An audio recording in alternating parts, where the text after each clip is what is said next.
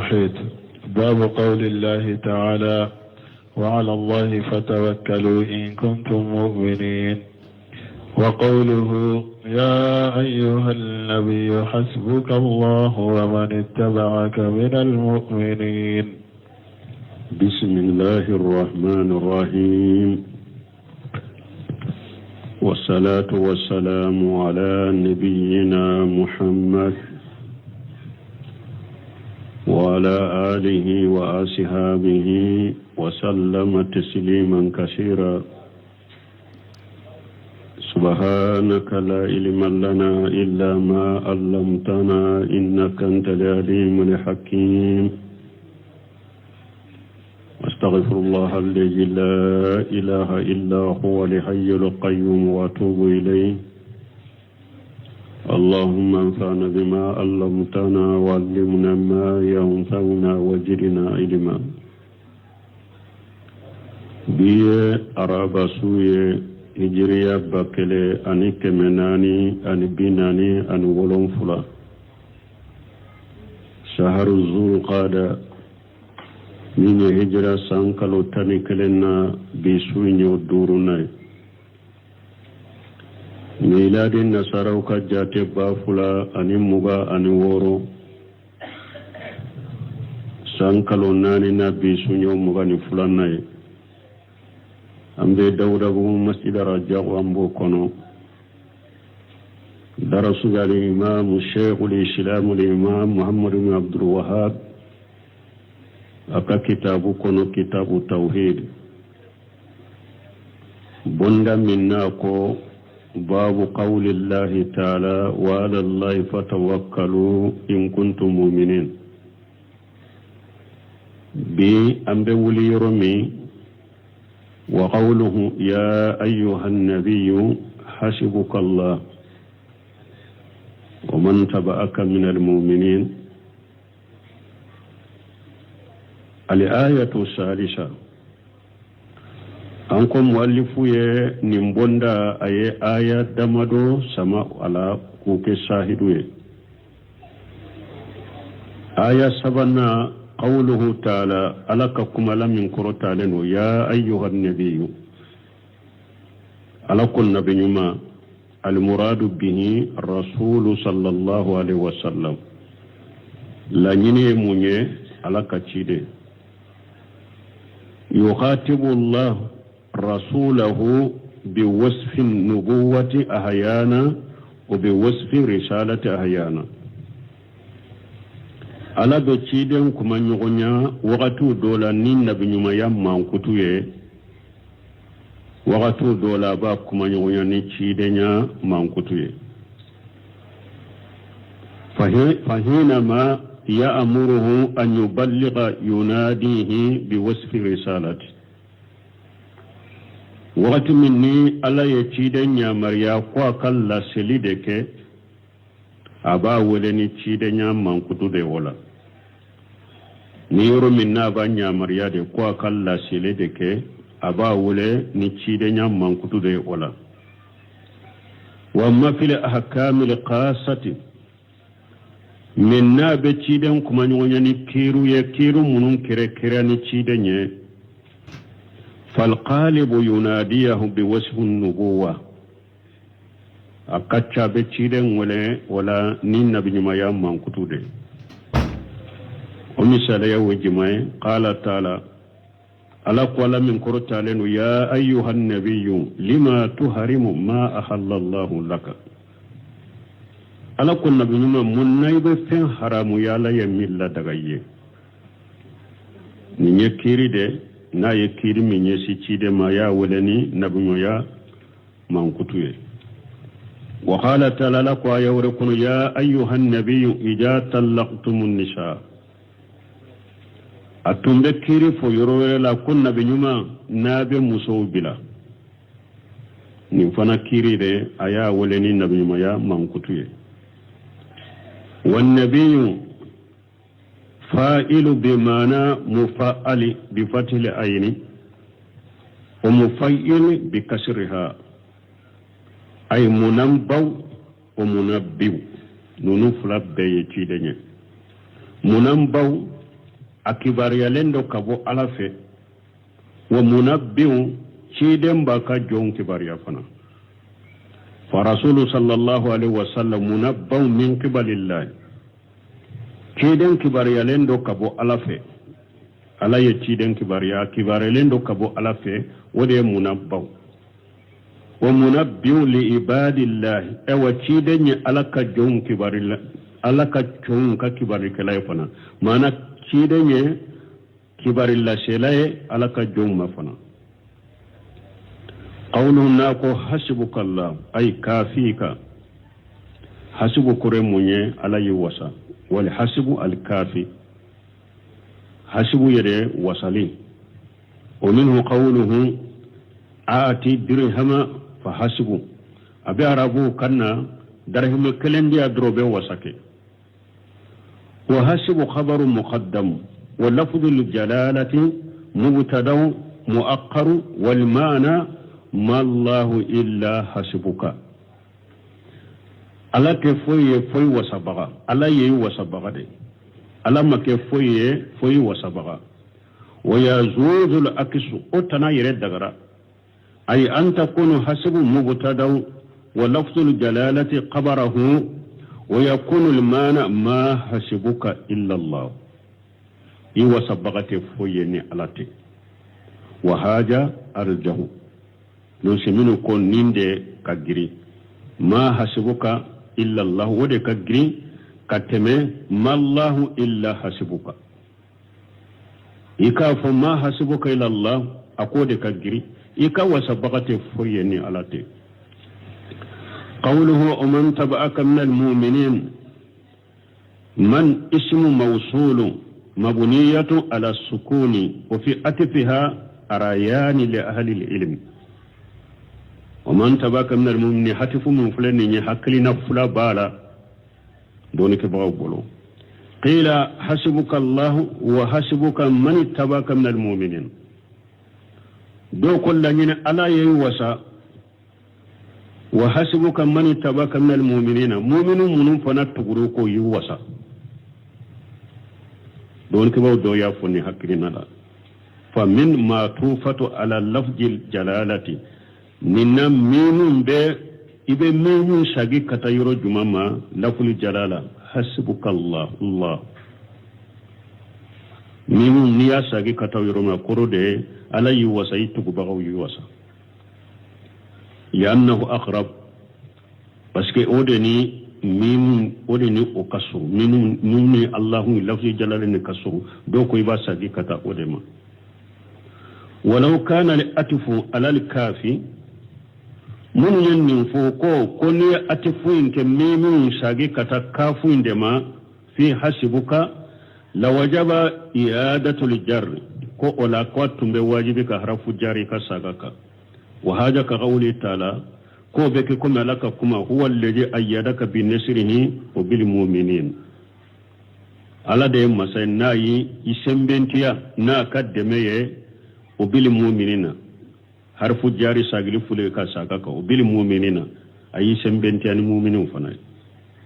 fallahu ayyada rasulahu bil mu'minina ala ya kaci den sembenti ni mu'minu ye fa yakunu hasbu lahu ha huna ko ola ko yanfana abeke wasabaga beke akiden ka wasabaga beke ala kama kana lahu hasban lahu mana ni mu'minu kera ciden sembenti abaga ye chogo mo yorola ko ola ni yoro fanala mu'minu beke ciden wasabaga uyenni fo nebune usimino bena nunun jaba ko haja daif akonni haklina min fulani nyenilla fulende do kafo abesa gi kata fende makafo hasibuka wa hasibuk ya ayuhan nabi hasibuka Allah man tabaka kide alayi wasa mo munun tuguru ko yu wasa wa yakum Allah fulani وهذا الضعيف والجواب عنه من وجوه أكون منكم الله فلان وأكون منكم جابوية يدمدوية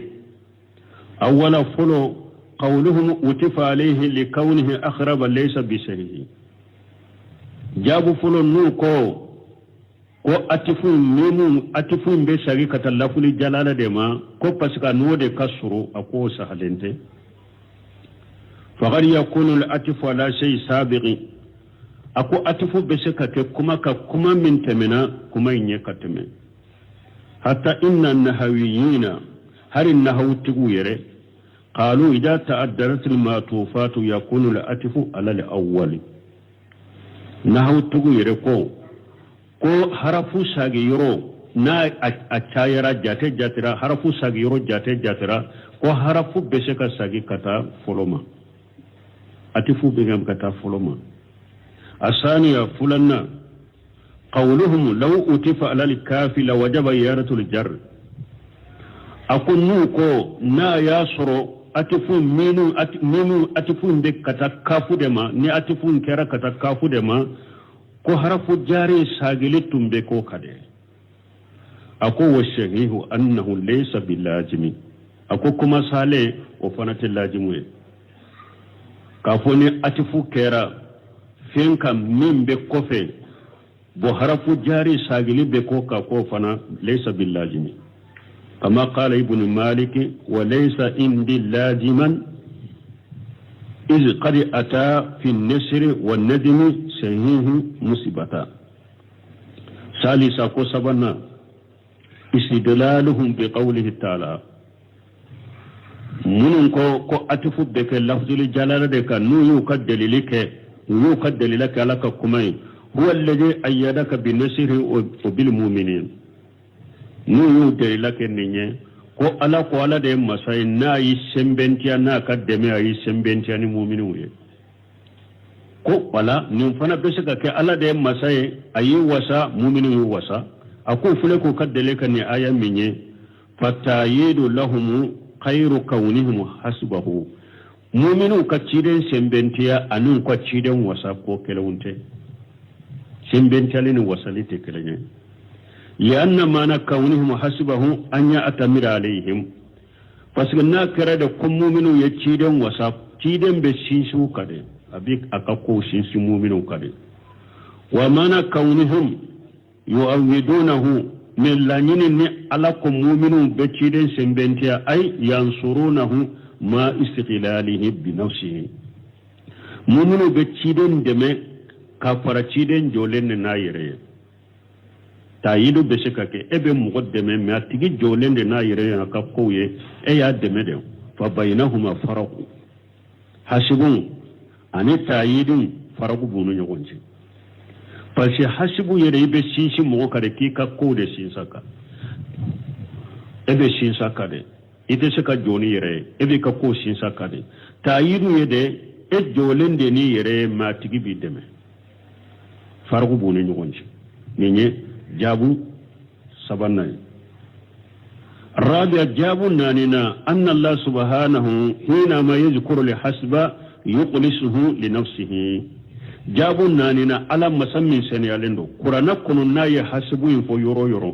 أبو قلا شاير كلام تولي قال تعالى لكم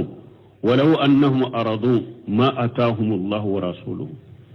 ala ko ni mu'minu tunjenani fenyalaye mundu ma cidenye mindu ma ujenanaye wa qalu hasbuna allah ko ala yan wasa ima yala masage kafo wa qalu hasbuna allah wa hasbuna rasul dili yoro ayake ni ala ni cidenye mi hasbu yoro ayake ala kelempoye wa qalu hasbuna allah mutun ko ala yan wasa sayutina allah min fadlihi wa rasuluhu ala ba ka fasamantiya ala bina fasamantiya dama ana ka cide fa kama anna tawakkul wote fa farraga bayna al-hasbi wal itai ni aya kunu sisa hasibu wasali ani wadili ala yubonyona wasali ni ka fendi mu goma ala yubonyona ayu faraka bonyona wa qala ta'ala la ko aya wore kono قل حسبي الله عليه يتوكل المتوكلون آية ورقنو على كتير ما فو على يومسا أما فكافو كفركا مؤمن يومسا حسبوا الله يا أقلاشا كلم تودي ينفنا أفو على يومسا alihi yatawakkalu mutawakkiluna ko sinsi baga be ika ko sinsi ala deka fa kama anna tawakkula ala khairi llahi la yazuz komi ni ka ko sinsi ala tanaka wote be cogo mi de fa kadhalika li hasbu ewa mugo wore fanaki wasabagay ko fanate daga cogo de la na te daga hada madin ka tawakkulu ki ta ko sinsi fen wore ka minti alai abo cogo kana te daga ika fen wore ki wasabagay minti alai la yumkinu an yakuna khairullahi hasban ala tanatti siga ke mugo wasabagay falau kana la jaja tawakkulu alayhi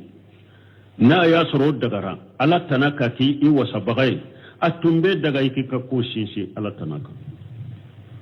na tun yasro ko ala tanak beseka ye mimbe ki wasabagay atumbe daga ikika ko sinso fanaka walakin alhasbu huwa Allah ne wasabagay ala kelim tawde wa huwa alladhi alayhi yatawakkalu almutawakkiluna ko ale ala de ni ko sinsi baga bu ka ko sinsuka kamisa jabu duruna kafo matufu beke lafjiri jalala de ka ala yi wasa muminu yi wasa ko o la fulendo jabu duruna anna fi qawlihi o man ittabaka abe ala ka kuma la na ko ani mu'min tugurai ko ma yamuna an yakuna sahabatu hasiba li rasulullah sallallahu alaihi wasallam ni ala ko man tabaka hembe wala min be balike ni sheba uteke shi den wasa bagai na ko man tabaka abola min be sheba balinu te saka ke ci den wasa bagai ala ka taruna kisibaka wajalika obeke chogodi li annahum tabi'una parce que sheba tugulembe ci den ko fa kayfa yakunu tabi'u hasba limatbu'i togodi emi ntugulembe mpenko bo itugo baga ebe seka ko o wasa baga togodi ebe alede ko eme mim ko ena sage ka ko wasa baga o be seka ke togodi haja la yastaqimu abada ko o teseka tile abada o teseka tile ka fu etugulembe karasa dokyo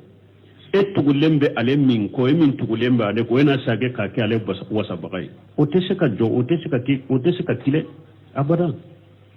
wala tumama yen jawu durudi ako fasawabu annahu matufu alal kafi sawaba munye min o manin tabiaka be sage kata kafu indema mana hasibuka lahu وحسب من تبعك على يوسا مغمون تغراي ko ala yu fana wasa ninde sahalendo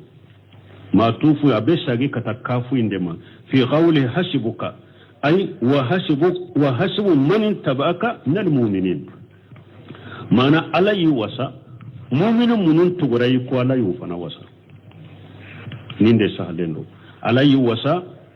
mu'minun tugrai ko ala yu fana wasa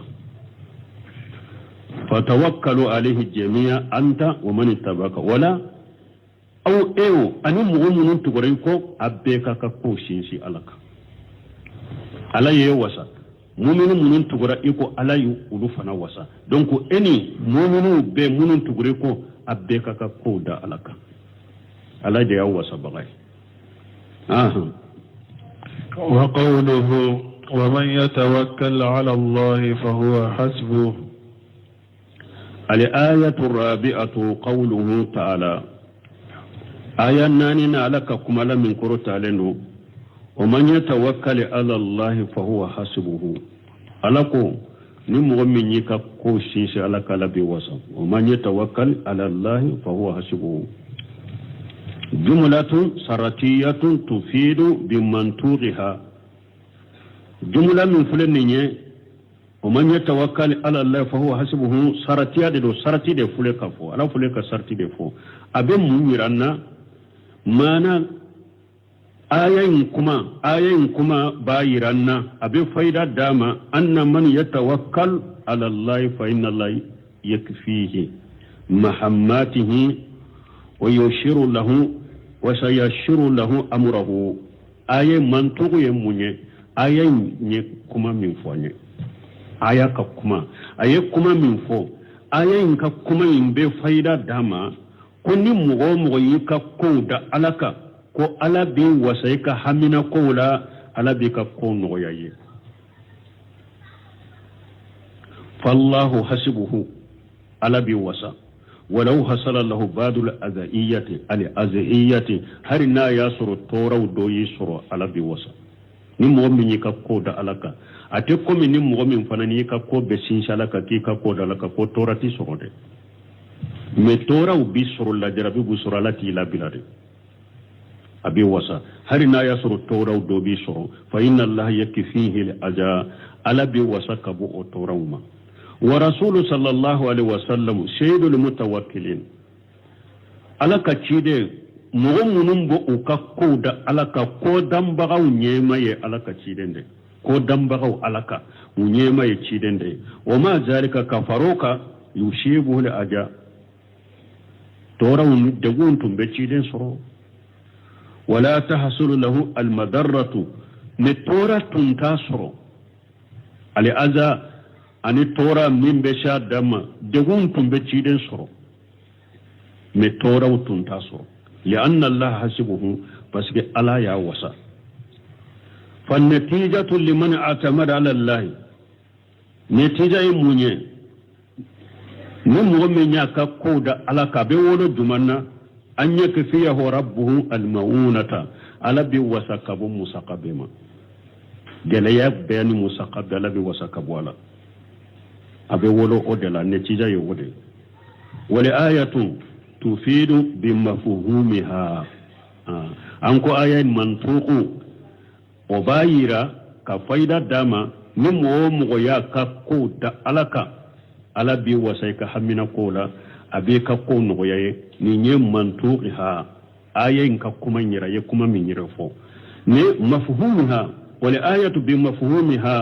أم بمين فامو آية لا أم بمين فامو آية لا أن من توكل على خير الله قجلا نمو مغيكا كوشين شاء الله تناكا إبه لا ملويا إبه لا بلا إبه لا ملويا أما فهمه بوفنا إيرانا من توغيو إيرانا إيرانا نيكا كودا على كبي وسيكا همنا كولا بيكا كون نغيا مفهوم آية كمفهوم أمبه من فهم آية كونو نيما إيكا كودا على كا نيكا كودا على تناديكا إبه لا بلا لأن خير الله لا يكون حسبا كما تقدم بس على تنا وتسكا مغوسا كما نيافو كتم تقومي على تنا تسكا مغولا وسا فمن توكل على خير الله تقل الله عنه من مغوم ويكا كوشين على تنا على بويكا كولا أبي توي وصار موكولا إلى هذا الشيء أو إيكا كودا منك ده ala be ka koto o de bolo wala mu yahsulu lahu maqsuduhu e wayti kala nyini fonaso wabtaada anillahi bi maqadir tawakkul ala khairillah e way be mabwala ma fanade iye e way ka ko shinshi ala tanaka ni hakke minye ibe mabbo ala manu hakke fanay ibe mabbo ala manu hakke fanay aha wa ibn abbas قال حسبنا الله ونعم الوكيل قالها إبراهيم عليه السلام حين ألقي في النار وقالها محمد صلى الله عليه وسلم حين قالوا له إن الناس قد جمعوا لكم فاخشوهم فزادهم إيمانا وقالوا حسبنا الله ونعم الوكيل وقوله في أسر ابن عباس رضي الله عنهما ناكو ابن عباس كاشر لك جكبو فلبيما قالها محمد صلى الله عليه وسلم حين قالوا له إن الناس قد جمعوا لكم ابن عباس أنا أشر كنو ابن عباس كأشر ابن عباس أن ابن عباس قال حسبنا الله ونعم الوكيل مناباس ko حسبنا الله ونعم الوكيل قالها إبراهيم عليه السلام حين ألقي في النار ko Ibrahim yennin defo tumamu ya fili tasmakum Ibrahim tumana ye wale ke kata tawhidima ka kamu ka bolu kari tumami ko aya ka bolu defa uye munke uye logo chaman de fara nyogonka ka kuru berebele bad wa bunu lahu bunyana ye kuru berebele bad dila ka logo ka dwa kono fo tafsir kelaw ko muso tumbu dafale ni muso mi madde soro ni madde soro ni alay ngarja alay negare ni nye den soro mbeta e wa logo ka fara Ibrahim jani logo ka ni muso min banana be dafale uyo logo ba fara nyogonka ka tasuma menala tawsir kelaw ba ko chogobe tasumai yeli manke tasuma bado ite seka hari girala ukono na filila yerube Ibrahim fili tasuma la chogobe Shetani de nanu maku kam manjani gidla dan fula ubake ka kono ga berebere ba manjani aku ko dila ukai Ibrahim do kono ka fili tasuma kono uyode ke ka Ibrahim fili tasuma kono Ibrahim ta to kata tasuma ako hasbunallah wa ni'mal wakil ako ala yan wasa nyinka ko de alama alako وقلنا يا نار كوني بردا وسلاما على إبراهيم ala ko aleke tasuma mo ko tasuma ewa keke sumay ani kisi Ibrahim ka tawsir kala ko ni ala tumma kisi faraka sumay re tumbe Ibrahim fa ala de tay kun fa yakun min be fenjani ayele manaka ke sumay ni kisi tumma faraka sumay re tumbe Ibrahim fa nin tasuma bam menene te tumami Ibrahim filila tasuma kono tawsirika hadisa sahalen nana jiya fembe nana ko be tasuma in faka kabo Ismaila la Ibrahim ma sunan terede nana ka tasuma finye shehe muslimu kono ci odiya to ci den ko ne sunan tereye ni ya gosi sinya kele abesa asara baraji keme de biye me ni ya je ka baraji ben nasi an be sira o sunan tere fa hale de ma janko mbal mo muso chama sunan tere yera dro bora so kono sunan tere be de wala ke kana fa baraji kame ebe bole o nyede am ba se tuka sunan tere fa tama de tumba bolo tama de tumba bolo ka so kono do ya nyini ka se muslim ko nin tama e munyamba se to ebe tama ke munye akon nin tama be sunan tere de fa nai ako ciden ko tuma mi Ibrahim bilala tasuma kono jiya fembe nana ku be tasuma fa ka bo Ibrahim ma sunan trede nana na ba finye donc ciden to koso tawhid tigi jugude do am fana ka juguya o koso sunan tere ciden ko niya ye ya gosi sinya kala sara baraji kanabi ndella ka fon ko Ibrahim sure mu yaw kutuba ken ninka aba nin kutuba ba ka kitabu kono asamilu fi fiqh al-kutubati wal qatibi abe kuma indo kono konni nyaayiranna ko hari fenyana maya na ye tawhidi juguya an jugudero hada maden tawhidi koni abakate de hari fenyana mawte ni min ye tawhidi tigi ko kabila tawhidi tigi kontrola an mu'minu an jugude ye suna tere keran juguye munye parce que ye tawhidi tigi ko katasuma e wa finyala kiden ko an kafa Ibrahim bila to tasuma kono hasbuna law ni'mal wakil ayode fo ala ya kisi wa qalaha Muhammadu sallallahu alaihi wasallam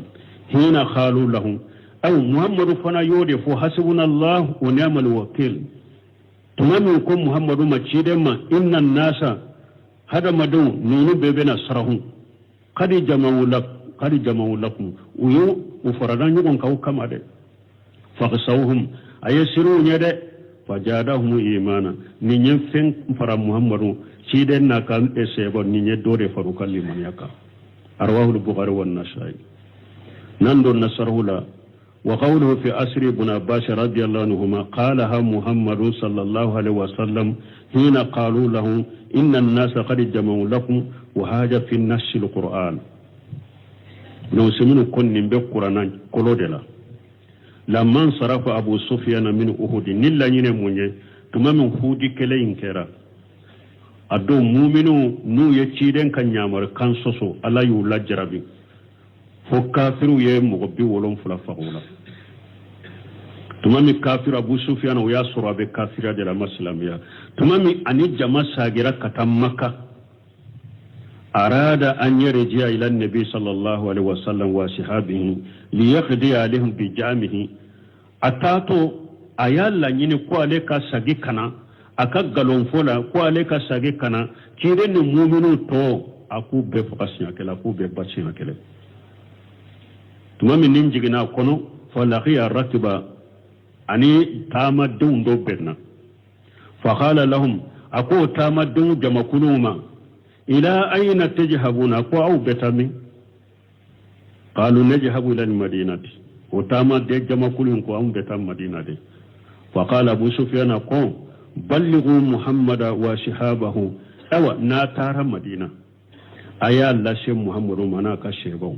anna raji'una ilayhim awa kun an bake ka sage kanuma de faqaduna alaihim an be ka sage kanuma ko tobe ba ko baka boy pew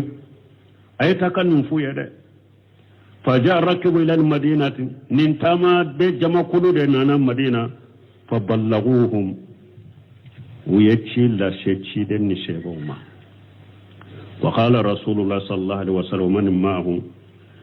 على كتشيدن كوني منو فرلم بتشيدن كو حسبنا الله ونعم الوكيل وكو على يوم وسنين كفودي علما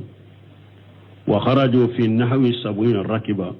نينكله تشيدن فنكو كوينتي توتده نولو كولو بساغي كنا ande bebo ambe bode katu segra anka bo ankatu kama ewa ciden sagira kafo ninkera hudi kera adugu se jende ninkera ewa ciden ko kunu ni mugo mata hudi kene keleka e kana bo nufe munu ni hudi kele nkere unu segelende do unu ka jolu unu ka tamanode ande be bo katu segere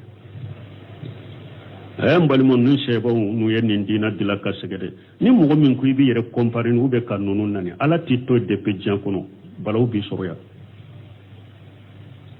nun kele e wa tawsiru kono balima do bora balima fulaw be jogilendo akelen kele tese ka tama jankenu yere uyem mun ke uyen nyugom bambude fo usera yoro mo yoro min bena fo nin ni nya abalima yin bambu akola katama nay ni ales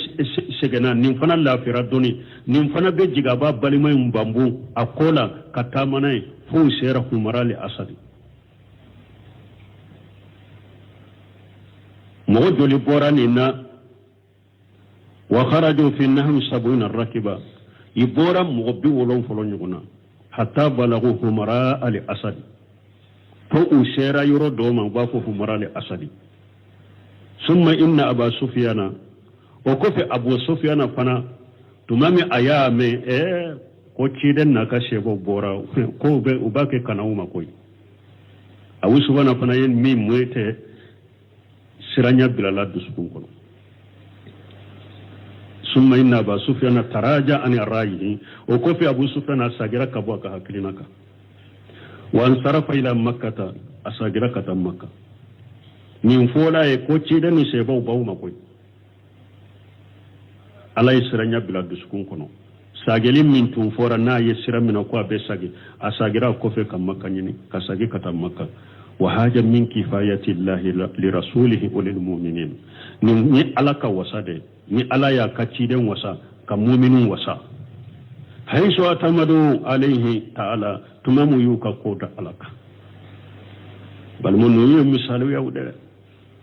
an fule munun ko tauhidi munun ko sunna ala man haji salafu salihin jamana kunulu de yejito e kasira kateme fembeka ni finyeni galama magaranyo ko nadro ulu de siralendo namma faruka ho ibenninde kana namma faruka do ubenni fo alaysa allah bikafi abdahu wa yuqawwifunaka bil ladina min dunihi ala tawwa sawa ubaki kaw bagabani fenyu mununte alay ibrahima filito tasuma kuna hasibuna law ni'mal wakil ala ya wasa ciden ni seba foru ye kafiru sagira kama ko bena tobaya uko hasibuna law ni'mal wakil hasibuna allah ni'mal ala ya wasa aw fana tese ka ko sisi alaka akaka tauhidi ke akaka sunna ke akaka sunna fo hari sunna fo li jamana kuna nya hali sunna wal jamade an tawsirano yire fo li koro jamana ko ki dambiya kata salafiya mo israno kono israno koro bida mo gonye kafiru nye an ka fonye silama ya dro an ka nya fonye silama de an ka silamiya anan kan lada nyuma lada nyuma kera dere lay ka fara qur'ana ka yoro juma wakati juma sa har alquran wa sunna te se ko fotu gone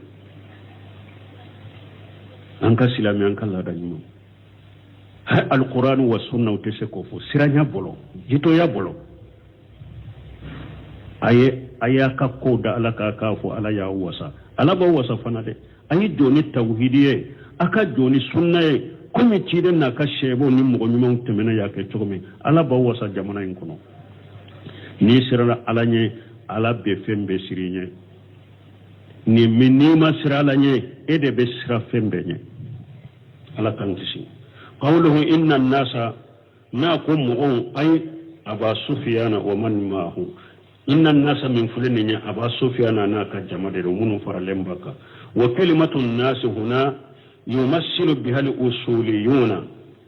bo nasi min kalimatu an-nas kuma min fulani ya usulu tugu be misaliya kenin ninde li ammi alladhi urida bihi al-qusus ka fu kuma do bina gurbalila ne kuma la nyini ye fenkere kere lendo de uba misaliya teninna parce que inna nasa gorobali de hada madenye nasa we gorobali de milla yine donye kere kere le abu sufyan na kajama ala kante hada madem de ma ala kambe ya nasa ya abu sufyan ni mugo munu farlemba ka bete mugo bete wa qawlu naqu hasibuna ay kafina ala yu anwasa wa hiya mubtada wa lafdul jalalati qabruhu قوله ناكو ونعم الوكيل نعم فيل ماضي الوكيل فاعل والمخصوص محذوف تقديره هو أي الله نعم الوكيل يموني معنى على ينصى هو أي الله والوكيل المعتمد عليه سبحانه وكيل كرموني شينشلي كشينشي ألكا على من شنو والله سبحانه يطلق عليه اسم وكيل أنا وكيل اسم وكيل تقو أبفو ألكا وهو أيضا موكل أو ألا دي مسايفنا نابي حدا مدوم بلا فيون كيلي لفنا ولوكيل في مثل قوله تعالى وكيلنا أنا ألكا كمالا مثالي لا ونعم الوكيل وبفو ألكا وكيل تقو بفو ألكا وقوله تعالى وكفى بالله وكيلا أني ألك كما ألا وسرا كوشيش بغاية وأما الموكل ففي مثل قول تعالى يمين يموكل فانا أنا ألا قولا ويمثالي مني فإن يكفر بها مانا ني إما نينك ني ألا بمغو دوبلا كان نينك وكيل كوشيش ألا كموكل كفو مغو دوبلا فين دو كيرلا موكل يودي ومثالي أنا آية كنو فإن يكفروا بها ألقوا كافروا ما نو كافرين القرآن فإن يكفروا بها هؤلاء من مغو كافرين القرآن من يمكا كافروا فقد وكلنا بها قوما ليسوا بها بكافرين نا على يمغوروا بلا قرآن قولا أولو تكافرين منو نودو تكافرين القرآن نا على يمغوروا بلا قرآن لا قوة كلين القرآن منو تكافرين وليس المراد بالتوكيل هنا إنابة الخير فيما يحتاج إلى إنابة فيه بو وكيل من فنفلية آية ينكنو من لا ينتي كم غدو بلا إن نولا قواكا كودو كأن نولا فليس التوكيل سبحانه من حاجة له ني ألا يهر مغمي وكيل كبلا فندو كيللا ألا ينتي كو ألا يأبلا ننكيللا أي ألا دمي بغي ألا حتى جلن بيما وتي بل المراد بالتوكيل الاستغلاف في الأرض alaka wakiluya donc lañine muñe wala mana kake dugukolo nona bilay ni nunun kafiranaye ne ye mogo welew kera ne ye mogo welew ke nona bilaw dugukolo ka nunu te kafirana qur'anaye liyanzuru kayfa ya'malun donc alaka wakiluya muñe kake nona bilay dugukolo ka na ballaje afana be minke wa qawli ibn abbas radiyallahu anhuma ibn abbas kakuma ala kaje kabwama nako inna ibrahima qala hina ulghiya fi an-nar ako ibrahima yadninde fotuma ya bila tasma kono qawlu la majala lira'i fihi ibn abbas fule kan nin kuma min fo ni nyekuma haklina do nyorote nin kuma la mana ni na nyogona te sika foni yere ashru dedo parce que hadisate mais ni buna bashi ko ni ibrahima yenninde fo tumamu ya fili tasuma kono ni nye ko mi nye haklina donyoroteya ibuna basa tenni fona yere iba sur delela de ba bolo ka bo qur'ana aya do lobe della do ba bolo ka bo chidema parce que hakli donyoroteya fa yakunu lahu hukm rafi donc nin kuma arafu hukumu de ba dama mana iba soro kuma yi chidende yafo chidende ya kuma info wa ibn abbas mimman yarwi anni bani israil ya do don ka bawo do ya fo ko ibn abbas ko abe kuma mina bani israil ka wala me bunu semino bena fo ko sabati lende ako ibn abbas ye mugo min tumbe kuma mina bani israil ka wala fa yuhtamalu annahu aqajahu minhum ko abe shika ke fana ibrahim ye ibn abbas ayen nin kuma mina bani salan kawdela ko parce que nin kuma nyogona te seka foni hakkile de arafu hukumu de babulo cide nya fo ube buna basi ya me bani salan kawla walakin jademu bi haja min ibra basi dan tigara kuma inka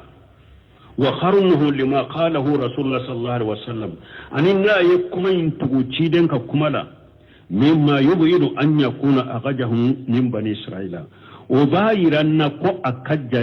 ابن عباس كان من بني إسرائيل كولا parce que ayafu ka dantika ka kele fulanna ayafu ka tuguci den ka kuma dela وبايرنا كون كافو أين من بني إسرائيل كولا وكجا وني كلي كجا بس نكو فلا كما شاهد من الآية قوله تعالى شاهد يجمعين آية لمانا من يأوى شيخوني محمد بن عبد الوهاب ni aya fora ni mbonda kono ni munye wa qalu hasbuna Allah wa ni'mal wakeel shahidu ni yorode parce que ambe bonda mi ko ikika ko insha Allah ikana ko shinshi damfe shika ika ko shinshi ala deka haisu jalu hasibahumullah wahdahu tumami yuka wasabaka ala kelempewe donc shahidu ni yorode donc hada madenki wasabaka ala de hada madenki ka ko shinshi ala kelempewe deka tambehu wono semino ko hakli jigido qawluna wa ibn abbas mimman yarwi an bani israila akunu uluko nu aleko ibn abbas yemmoye nabe kuma min bani israila kawla qawlun mashhur inda al-ulama al-mustalah aw akukuma donen de yenni kuma bangalen de yenni awa doni ke baga kuma tigun fe kuma bangalen de yenni doni ke baga bolo nabe fo tarihu la be fo mustalahu la hadisu la ka fo buna basa donani mo nabe minani ke bani israila kawla kuma bangalen do hadisa do ma bolo lakin fihi najru na ibn Usaymin rahimahullah ko akokoro sidini sikabe kumaina ka fo ibn Abbas donani mo nabe bani salanka be kuma umena bani salanka wala ako sikabala korosili bala munna fa inna ibn Abbas radiyallahu anhuma ibn Abbas laka je kabwana fa bema mimman yunkiru li akhza an bani israila ibn Abbas be mughawla fana mughumunu ka kuma umena bani salanka wala mughumunu bon nan kari ibn Abbas yo do fana buna basa ban nan kare mu kana kuma mina bari saran kawla fa fi sahih bukhari arib annana bukhari kono deju duruna keme fula ani bi kononto ani kele fatu ulanyine fatihul bari deju duruna كما فلان بكون تنكلا نانا أنه قال يا مآسر المسلمين ابن عباس كون أقول سلامو جماعة كيف تشالون أهل الكتاب أقول تقولي أو بكتاب الدون كون ينكا قول يهودان النصارى وكتابكم الذي أنزل على النبي صلى الله عليه وسلم أو ككتاب من جنان النبي ما كلك تنونا كشبك أحدث الأخبار بالله الذي يكم أبا كباريا كري كبو ألا في كتب التوراة الإنجيلك ما نقرأنا أنا توراة الإنجيلك كفر القرآن ده يكم كري كبو ألا في كان توراة الإنجيلك كفر كبو ألا في تقرؤونه لم يشئبوا أو باكي كقرآن كلا من يغنبي فوي من يغنبالا أو باكي كقرآن كلا فوي من يغنبالا وقد حدثكم الله أو ألا يفاو يفنا أن أهل الكتاب بدلوا كو كتاب الدنك ويوكا كتابو فلي بدلوا ما كتب الله ألا يفاو يفنا كو ألا يمين سبي كتابو من سبي كتاب الدنك ويا فلي وخيروا بأيديهم الكتاب ويألك كتابو يلمنو بلوي ألا يوفاوية فقالوا حاجة من عند الله ويري ألك كتابو يلمنو بلوي كافون ننفلد ننبور على دفع ليستروا به ثمنا قليلا برو وكجيان نفا فتني وكوسروا ناي أفلا ينهاكم ما جاءكم من العلم أم مساءلتهم يا لا دون مننا أو موسلامو otan au baliwa akana kitabid dunke bani salanka kanu nyinin ka foila yara doni minna auma otan u bali akana kitabid dunke nyinin ka fo akanu nyinin ka foila wala wallahi buna basa ko ayu atun kalani alai ma araina minhum rajula yashalukum an alladhi unzila alaykum akunne man mugo kelenya kitabid dunke wala qur'anan min jigina au kanu ba nyinin kala mogo kele ma ye kitabe dinko wala min jigina auka qur'ana min jigina auka no ba wunyinen ka qur'ana kola donc mun naw be wulu nyinen ka wala bulo seminu konni ndona nimbe bukhari de kono donc ka fo o buna basa kele ko adona ko abe minalike bani saran kawma korosile bola de nim fule bukhari de kono buna basa ya nan kariya abe mugo la mugo munu nyan nan kariya kwan kana foy mina kitabe dinko lan kanu nyinen ka donc o ka do ko mogo do fana ko abe minalike bani salan kawla bu ka kuma mina kasagi wo bulo seminu ko korosili bola nejiru bola isalla wakati seraye minye masaila nunu ye ha aw wakati masya fonna nyu tele ya ku faraka ومسائل دونك الأول الأولى فلو أن التوكل من الفرائض أياير أنكو هذا مدينك قود على كوي فردالي وجهه أن الله ألغى الإيمان بالتوكل o kecogo ye mun ye k'a fɔ I ka ewa kow da ala ka farida de don parce que ala y'a dilo ala ye wa allagal imana bitawakkul parce que ala ye limaniya dilo tawakkulu la wa ala la fatawakkalu in kuntum mu'minin fi qawlihi wa ala allahi fatawakkalu in kuntum mu'minin ala ko aya ka ko si sala kelimto na ye mu'minu ye donc ala ye tawakkulu dilo mu'miniya la wa ya yiranna tawakkulu ye farida de wa sabaqa tawsiruhu الثانية فلان أنه من شروط الإيمان توكل لمن يكاكو سيس على كلمة توكا لمن يسرتي دودي دو توقد من قوله تعالى أنبو منك بالك كمالا إن كنتم مؤمنين سرتي نا يا سورة مؤمنين أياكا كودا ألك دونك توكل لمن يسرتي دودي وسبق توسيره أن ينفن التوسير كتمي الثالثة سبنا توسير آية الأنفال سورة الأنفال كآية أن يتوسير سرو بوندا يكونوا وهي قوله تعالى إنما المؤمنون الذين إذا ذكر الله وجلت قلوبهم ألكم مؤمن الدفلين يمغودي نو أهكلي جينا لقولا وبيو هكلي جيب بسكم بسر علي الآية كتا آية لبا والمراد بالإيمان هنا الإيمان الكامل لا ينني آية لا سورة الأنفال كآية إنما المؤمنون كتا آية لبا ala kambe ya limaniya dafalen de la ya limaniya dafale wa illa fal insanu note hada made يكون مؤمنا وإن لم ينتصف بهذه الصفات هذا مدين بسكا كمؤمن كسرهان مما انكتو مسبت لا لكن ما هو مطلق الإيمان وقد سبق التفسير ذلك mais limaniya togo koni be fula limaniya togo bo wal fo katame bon nyo fo katame ko de ato ya ali hasan al-basri nyininka hal anta mu'minu do ya nyininka ya la ay mu'minu yawa akon ni kambe limaniya ma da antu min billahi wa malaikatihi wa kutubihi wa rusulihi wal yawmil akhir wa li qadari khairihi wa sharri ni kambe ni limaniya de ma aha ndalembe nununa ne mu'mini ne nununye min ni kamba na ya suru kambe liman ya mimma innamal mu'minuna alladhina idza zukira Allah wajilat qulubuhum kata aya laba ntado ya lambe nununa uben tulan tado parce que ni liman da falen de sisa ni ko karsa ya mu'mini ba aha ne mu'mini me kanka ke liman ya juma kal liman ni liman ya jonse woroyni ndalembe ulula akun hon ndalembe ulula min ni kambe liman yammi na ya suru kambe liman yammi ba suratul anfal ka aya konode ntodo ya lambe ulula ubente ulula ntodo parce que yel liman ya dafalen de sisa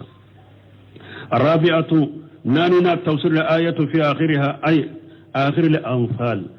suratul anfal laba aya fana tafsir ba kono o yejumaye hiya qawlu ta'ala ya ayyuhan nabiy ya ayyuhan nabiy hasbuka allah ومن تبعك من المؤمنين نبيما على يوسا مؤمن منون تغراي كو يوفنا وسا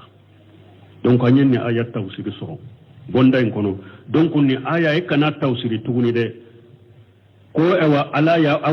ala kan nabi nyuma ala yuwasa mu'minu yuwasa ay kana fo anni aya en tawsiri nyuma soro bonda en kono nabi nyuma ala yuwasa mu'minu munun tugurai ko ala yunu fana wasa ay hasibuka wa hasibu man tabaka min almu'minina ala yuwasa mu'minu munun tugurai ko ala yu fana wasa wa haja huwa rajihu ala ma sabaqa ninde kagiri ni aya tawsir fulan min forala ninde kagiri ko man yafo katame chogombi al qamisatu duruna tawsir ayati talaq suratu talaq ka aya anyo fana tawsir surwa bonda en kono wa hiya qawluhu ta'ala wa man yatawakkal ala allah fa huwa hasibuhu wa qad sabaqa tawsiruha nim mo min yiya ko da ala kala bi wasa anyo fana tawsir fo katame asadisatu worona ijam sani hajihi kalimati kairanna min kalima ba hasbunallahu ni'mal wakeel ka agiranna konni nye kalima ba de kuma bado wa annaha qawlu ibrahim alayhi salatu wassalam wa muhammad sallallahu alaihi wasallam fi sadaidi kairanna konni kuma de kera ibrahim ka kuma alaka tanuna kishibaka nin kuma de kera muhammadu ka kuma alaka wa tanuna kishibaka ufulayin nin kuma de fo ko gelewun wakati fi sadaidi tuma mutum be ko gelewuna yennin kuma defo yani qawla hasbunallahu wa ni'mal wakeel ka ibrahima to ke gole na yennin kuma defo ka mamadu to ko gele na yennin kuma defo wa fil babi masailu khairu ma jakkarahu al muallif minha awa nim bonda masaila woro ben nim bonda la munun te muallifu yemin fo abe ko mi muallifu da ta dana nunun de la me bunun se mun ko masaila woro ben nim bonda la munun ten ninye o yejumay ziyadatul iman useminu yere munun faraka sisa masailauka ziyadatul iman donc ni aya ya ira nanya soro bonda en kono ka folli man ya bejiri li qawli ta'ala wa idatul yati alaihim ayatuhu ziyadatul imana ni alaka aya kala uka dobe faruka liman yaka imam na bukhari ka folli man ya bejiri ahli sunna jamaa ka aqida dode kulli man ya bejiri wodi ya to watu dolamba fanka ko nonu bila nafai chaman ben nonu na men fule putelia umamu na bukhari ayat dalilata ninde ahli sunul jamaa ka aqida la kulli man ya bejidi parce que murjiya udobe uluko ewa murjiya utilala fo tilali ma yoro oni ala yangar jage kala dongore se tilama tuma yoro man nani murjiya wi tilama yoro man nani de murjiya nani de do donc me wakati yansuru ateseka fo mais ahli sunna al jamaa ka aqida yeminye al iman qawlu bil lisan wa i'tiqadu bil qalbi wal amalu bil jawari yajidu bi tati wa yanqusu bil mashiya ahli sunna wal jamaa ka akida ninge limani yala donc aya nyo iranna ko limani be jiri abe murjiaw buro ko limani te jiri murjiaw bolo ko ni e ko ni dara alala iddu sukun kono doron ko o ya banne e kal limani ya ewa misalila ni ewa firauna ya do ala be kaba abu jahal ba do ala be kaba ko ali abu jahal kalli manane jibrila kalli mana be kelenye be limana kele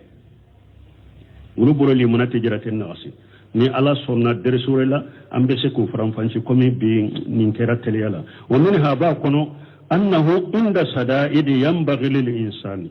ko gelun wati kaka hada madenye anya atamira ala allah ma fi lil asbabi anya soro bonda en kono masailan abola bunu simino yemunun faraka ko gelun wati hada made ikika ko sisi alaka kafara sababu dagalin kelika ika sababu ke lianna rasulullah sallallahu alaihi wasallam wa shihabahu paske alaka chide anaka shebon qalu jalika inda ma qila lahum uyannin kuma fuye hukuma qalu uko uyannin kuma fo inda ma qila lahum tumamun kuma inna an-nasa qad jama'u lakum fakhsawhum mogon abu sufyan na ka jamaya farla nyogon ka kama ayesuru nyede walakinnahum fawwadu li amra ila allah me tiden na ka shebo ye ko di alama wa halu ko hasbunallahu wa ni'mal wakeel ko ala yan wasa anyan ka ko di alama ala yu wasa fana wa minha abedo ewa masaila minun kono anna itiba an-nabi sallallahu alaihi wasallam mal iman sababu likifayati llahi lil abudi am ya soro masaila kunu seminu ye munu fara muallifu taka ka funni mugo min tugura cidon ko ka fara limaniya be bolo sababu don na be ke sababu ni ala ba ka jon wasa ni mugo tugura cidon ko ka sunnala isa gira mu'miniya be bolo sababu likifayati llahi lil abudi sababu don ni ala ba ka jon wasa don ko da ton ko munna aw ko abe tauhidika aw ko ciden ka sunna munna ataka ko shinshi alaka aka ka tauhidi fo nyema ka ka nyema aka ka sunna fo ma kan ke anyema aka welele ke katama ni mugo tugura ciden ko limaniya bi bolo sababu minni ala be jon wasa nayi anyo soro ni bonda kono wakati sera inshallah anye ewan nonun teleya subhanakallahumma rabbana bihamdika ashhadu an la ilaha illa anta astaghfiruka wa atubu ilaik. الرحمن الرحيم